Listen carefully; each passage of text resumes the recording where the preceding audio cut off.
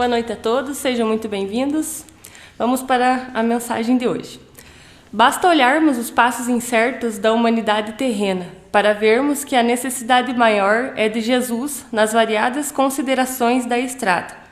Se o mundo está sem norte, Jesus é o caminho. Se o mundo está com fome, Jesus é o pão da vida. Se o mundo sofre sede, Jesus é a fonte de água viva. Se o mundo se acha enfermo, Jesus é o médico das almas. Se o mundo tateia em sombras, Jesus é a luz do mundo. Se o mundo tropeça nos obstáculos promovidos pela ignorância, Jesus é o mestre que orienta. Se o mundo padece sob o império da mentira, Jesus é a verdade procurada. Se o mundo não sabe para onde se dirigir em busca da felicidade, Jesus é o guia seguro. Se o mundo estremece ante o temor da morte moral, Jesus é a vida abundante. Se o mundo segue confuso, sem saber a que voz acatar, Jesus é em realidade o Senhor. Em toda parte, conflitos íntimos e acerbas dores têm macerado a alma em estágios de evolução sobre a terra. Nada obstante, uma pequena pausa reflexiva nos faria encontrar a solução dos incontáveis problemas nas lições irretocáveis que nos legou o homem de Nazaré.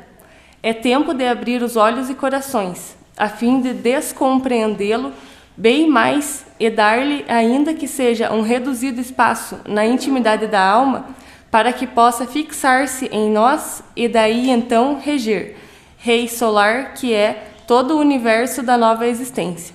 Só em Jesus podemos encontrar o de que necessitamos para a superação dos nossos tormentos e para a ampliação dos valores luminosos do ser.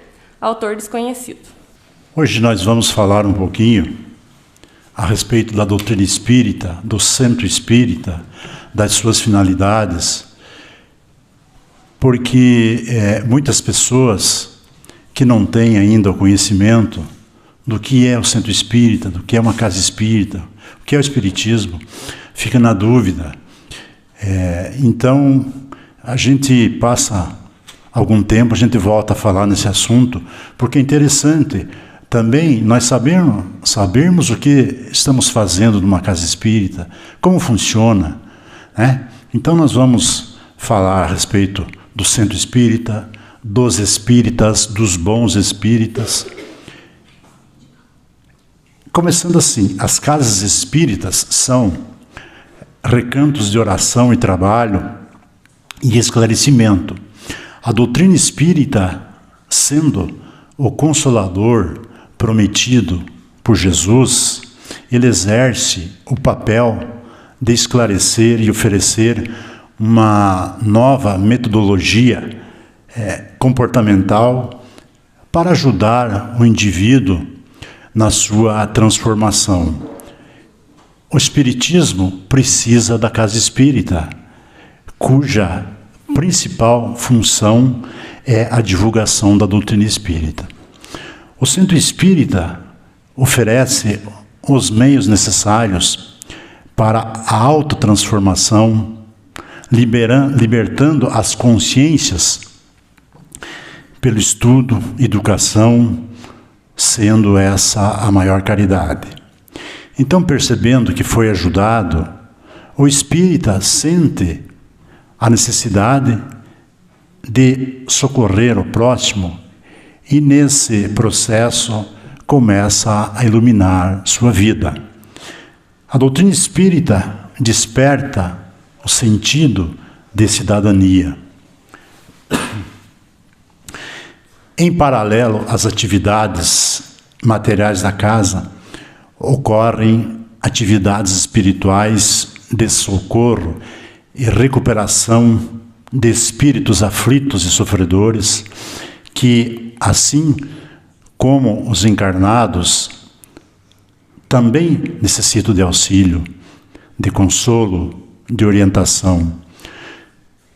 Toda casa espírita possui uma organização hierárquica, tanto no plano físico quanto no plano espiritual.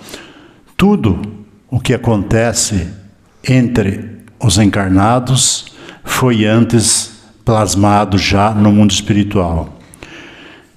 Todos nós que participamos de uma casa espírita, seja como trabalhador, como estudante, como frequentador ou assistido, possuímos uma ficha de cadastro no plano espiritual, a qual são anotadas nossas necessidades, as nossas dificuldades, as possibilidades, os esforços e conquistas. As tarefas da casa espírita são dirigidas pela espiritualidade e devem ser realizadas com harmonia, com ordem e bom ânimo, elevação de princípios, disciplina, alegria, fraternidade, lembrando sempre que todo trabalho é realizado em nome de Jesus e que a oportunidade de estar trabalhando em seu nome é nossa e é muito preciosa. Então, agora deixamos a pergunta no ar. Nós somos bons espíritas? Pois sabemos que o espiritismo, bem compreendido e bem sentido, leva o homem naturalmente às qualidades mencionadas que caracterizam o verdadeiro espírita, o verdadeiro cristão, pois que um e outro são a mesma coisa. O espiritismo, ele não estabelece nenhuma nova ordem moral, mas facilita aos homens a compreensão e a prática da moral do Cristo, dando fé inabalável e esclarecida àqueles que duvidam ou vacilam. Muitos daqueles que acreditam nos fatos das manifestações espíritas não compreendem nem suas consequências, nem o seu alcance moral, ou, se os compreendem, não aplicam a si mesmos. Por que será que isso acontece? Será falta de clareza da doutrina? Nós temos certeza que não, porque a doutrina espírita, todo mundo já notou, ela não contém alegorias, nem figuras que possam dar lugar a falsas interpretações. A clareza é a sua própria essência e é de onde vem, a sua força, pois vai diretamente à inteligência. Ela não tem nada de misteriosa e não é preciso ter uma inteligência fora do comum, para compreendê-la. Muitos espíritas estacionam no caminho ou se distanciam de seus irmãos em crença, pois recuam diante da obrigação de se reformarem, ou então reservam suas simpatias para aqueles que compartilham as suas fraquezas. Aquele que pode, com razão, ser qualificado como verdadeiro e sincero espírita, vamos dizer assim, está num grau superior de adiantamento moral. O espírito já dominando mais completamente a matéria. Então, dá-lhe uma percepção mais clara do futuro. Os princípios da doutrina espírita fazem nele vibrar os sentimentos que permanecem adormecidos nos outros. Em uma palavra, ele foi tocado no coração, portanto, a sua fé é inabalável. Reconhece-se o verdadeiro espírita por sua transformação moral e pelos esforços que ele faz para dominar as suas tendências. Mas vamos lá, o que é o espiritismo? O Espiritismo é a doutrina revelada pelos espíritos superiores através de médiuns e organizada no século XIX por um educador francês conhecido por Allan Kardec. O Espiritismo, o que ele é? Ele é filosofia, ele é ciência e é religião. Por quê? Filosofia, ele dá uma interpretação da vida, respondendo sempre aquelas questões: mas de onde eu vim? O que eu faço no mundo? Para onde irei depois da morte? E toda doutrina que dá uma interpretação da vida, uma concepção própria do mundo, é uma filosofia. Por que é ciência? Porque ela estuda à luz da razão e dentro de critérios científicos os fenômenos mediúnicos, isto é, fenômenos provocados pelos espíritos e que não passam de fatos naturais. Todos os fenômenos, mesmo os mais estranhos, ele tem uma explicação científica.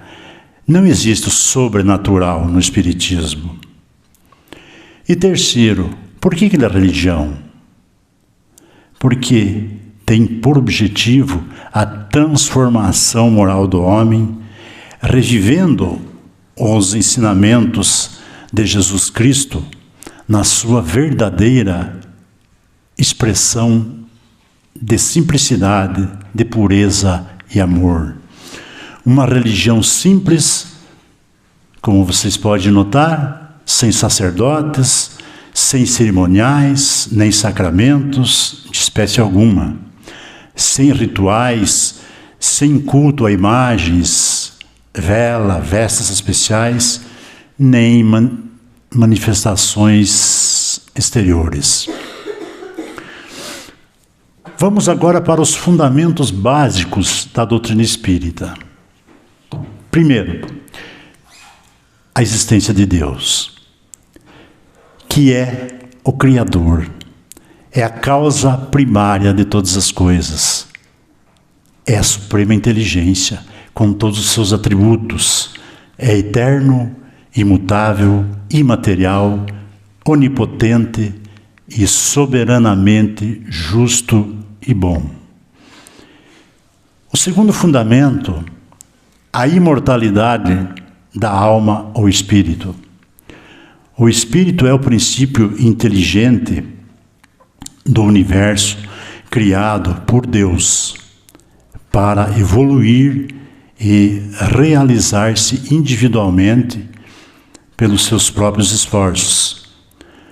Como espírito, já existíamos antes do nascimento e continuaremos a existir depois da morte do corpo.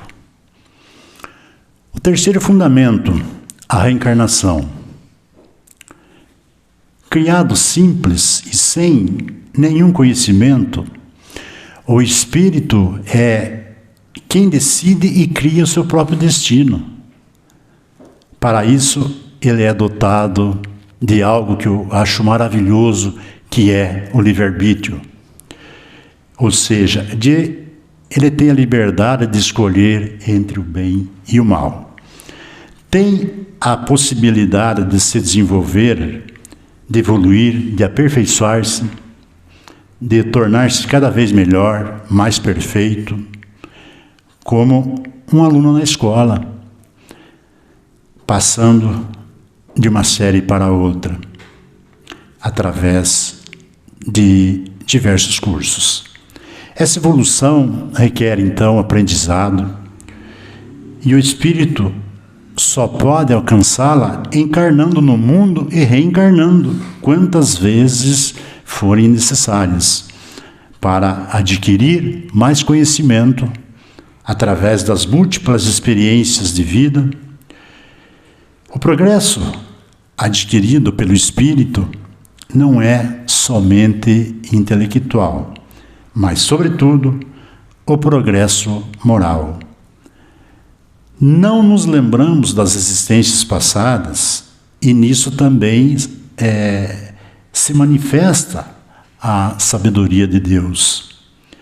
Se nós lembrássemos do mal que fizemos ou dos sofrimentos que passamos, dos inimigos que nos prejudicaram ou daqueles a quem nós prejudicamos, não teríamos então condições de viver entre eles atualmente.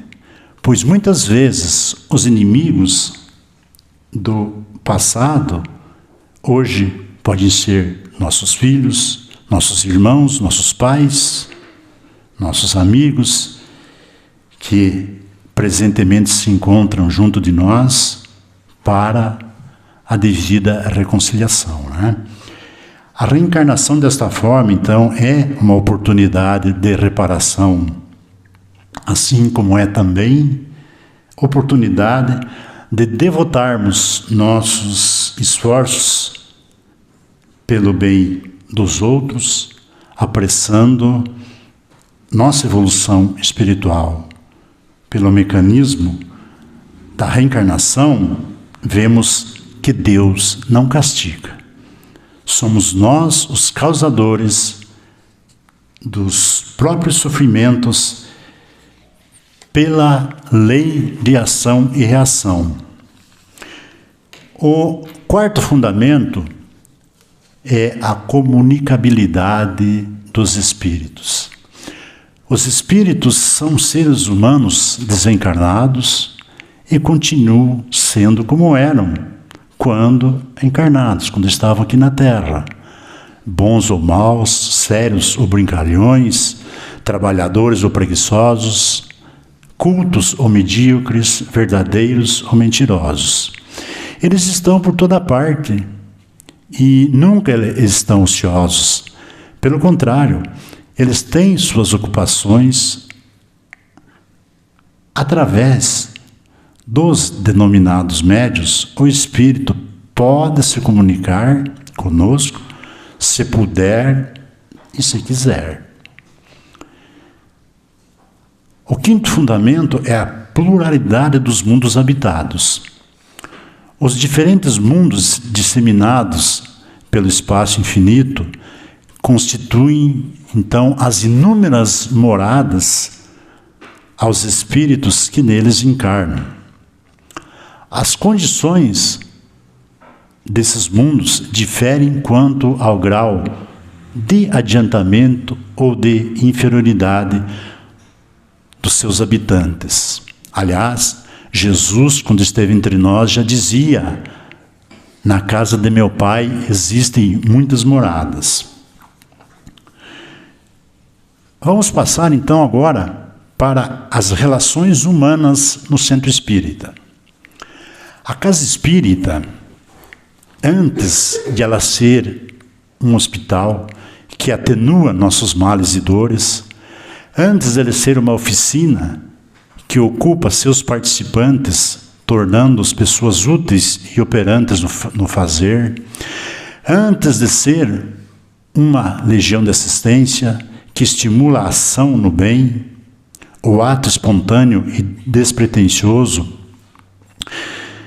na relação com o outro, antes de ele ser uma escola de almas, ensinando a viver, transformando, fazendo a profilaxia, propiciando crescimento, ensejando o autoconhecimento e a autoestima, ele é, acima de qualquer coisa, um lar, onde nos expressamos sempre de modo familiar e com respeito, um espaço de convivência em que partilhamos as horas amargas e ditosas do dia a dia, entre a consolação e a iluminação da consciência, onde o amor de Jesus conduz sempre com suave serenidade a célere pacificação e a verdade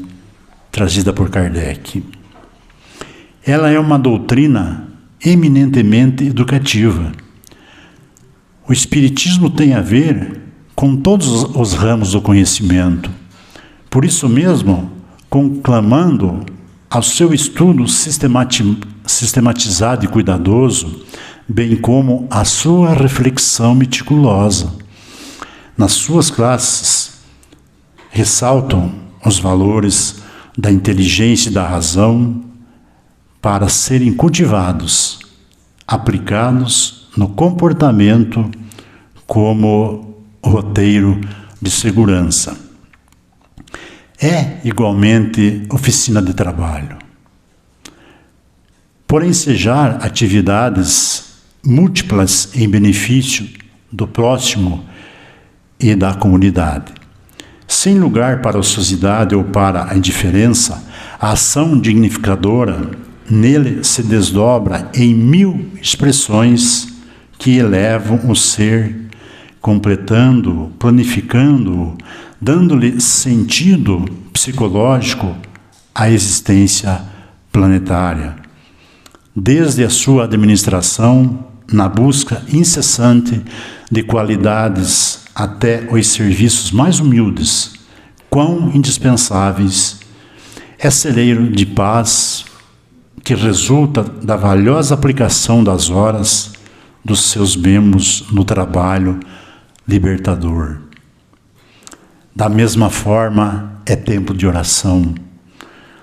Destituído já, como falamos, de ritualística, de cerimonial, de qualquer tipo de culto externo, caracterizando-se pela simplicidade, sendo agradável e propício à elevação de pensamentos a Deus e à ação da caridade em todas as suas expressões. Nas suas dependências devam ser preservadas os valores morais, a compostura, a dinâmica do amor, a fim de que a perfeita sintonia com Deus, com Jesus e os espíritos nobres tornem-no ambiente saturado por sutis vibrações que proporcionam paz e a renovação. É lugar de reequilíbrio e de harmonia. É também hospital de almas, no qual terapias especializadas como passes, a água fluidificada, a oração, a desobsessão e iluminação de consciência facultem a saúde do corpo, da mente e do espírito, estimulando o paciente o avanço, a vitória sobre si mesmo, sobre as paixões primitivas, aquelas que nós estão enraizadas, que nós trazemos lá de vidas anteriores, que nele predominam ainda, né? Não pode ser confundido com nosocômios, com casas de saúde, clínicas médicas e semelhantes, pois que desvirtuaria a sua finalidade essencial, passando aí então a conflitar com entidades especializadas no mistério, as quais deve auxiliar e não produzir perturbação.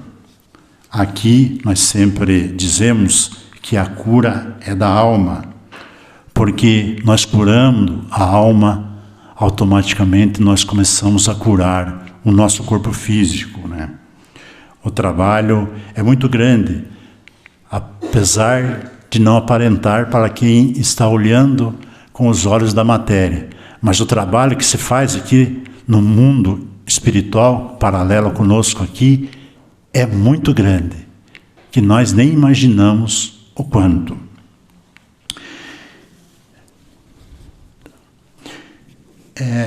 Antes de finalizar, tem algumas anotações da FEB, da Federação Espírita Brasileira, dando só uma recapitulada naquilo que nós falamos.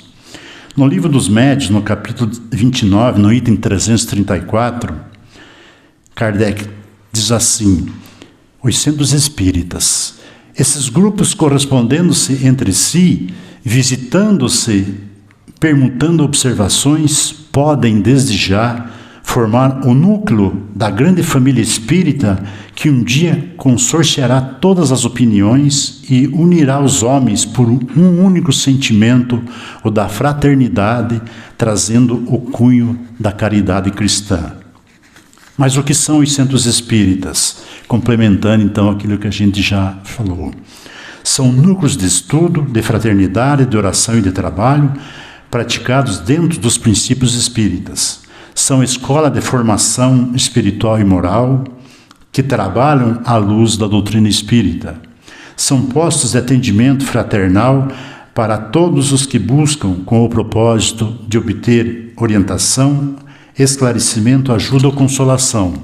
São oficinas de trabalho que proporcionam aos seus frequentadores oportunidades de exercitarem o próprio aprimoramento íntimo pela prática do Evangelho em suas atividades. São casas onde as crianças, os jovens, os adultos, os idosos têm oportunidade de conviver, de estudar e trabalhar, unindo a família sobre a orientação do Espiritismo. São recantos de luz, de paz construtiva, que oferecem aos seus frequentadores oportunidades para o refazimento espiritual e a união fraterna pela prática do amai-vos uns aos outros. São núcleos que se caracterizam pela simplicidade própria das primeiras casas do cristianismo nascente, pela prática da caridade e pela total ausência de imagens, símbolos, rituais ou outras quaisquer manifestações exteriores. E são as unidades fundamentais do movimento espírita. Seus objetivos, os centros espíritas têm por objetivo promover o estudo, a difusão e a prática da doutrina espírita, atendendo as pessoas que buscam esclarecimento, orientação e amparo para seus problemas espirituais, morais e materiais. Querem conhecer, estudar a doutrina espírita. Querem trabalhar, colaborar e servir em qualquer área de ação que a prática oferece. Suas atividades básicas. Os centros espíritas têm por atividades básicas realizar palestras públicas destinadas ao público em geral, nas quais são desenvolvidos temas abordados à luz da doutrina espírita. Realizar reuniões de estudo sistematizado da doutrina espírita. Inclusive, nós realizamos esses estudos na quarta-feira às 7h30. Quem quiser participar, a porta está sempre aberta. De forma programada, metódica e constante, destinada às pessoas de todas as idades e de todos os níveis culturais e sociais, que possibilitem um conhecimento abrangente e aprofundado do Espiritismo em todos os seus aspectos. Realizar atividades de atendimento espiritual no centro espírita, para as pessoas que procuram esclarecimento, orientação, ajuda e assistência espiritual e moral, abrangendo as atividades de recepção, atendimento fraterno, explanação do Evangelho à luz da doutrina espírita, passe e magnetização de água, irradiação e Evangelho no lar. Realizar reuniões de estudo e educação da mediunidade, com base nos princípios e objetivos espíritas, esclarecendo, orientando e preparando trabalhadores para as atividades mediúnicas. Realizar as reuniões mediúnicas destinadas à prática da assistência aos espíritos desencarnados necessitados de orientação e esclarecimento. Realizar atividades de evangelização espírita da infância e da juventude, de forma programada, metódica e sistematizada, atendendo a criança e o jovem, esclarecendo-os e orientando-os dentro dos princípios da doutrina espírita. Realizar atividades de divulgação da doutrina espírita, utilizando todos os veículos e meios de comunicação social compatíveis com os princípios espíritas, tais como palestras, conferências, livros, jornais, revistas, boletins, folhetos, mensagens, rádio, televisão, internet, cartazes, fitas de vídeo e áudio. Realizar atividades do Serviço de Assistência e Promoção Social Espírita, destinado a pessoas carentes que buscam ajuda material. assistindo-as em suas necessidades mais imediatas, promovendo-as por meio de cursos e trabalhos de formação profissional, atividades administrativas e união espírita das instituições espíritas e a unificação do movimento espírita. Com isso, nós acreditamos que levamos um pouquinho daquilo que realmente é o centro espírita, o que é a doutrina espírita e os seus fundamentos básicos. Por hoje, ficamos aqui. Espero que tenha ajudado um pouco.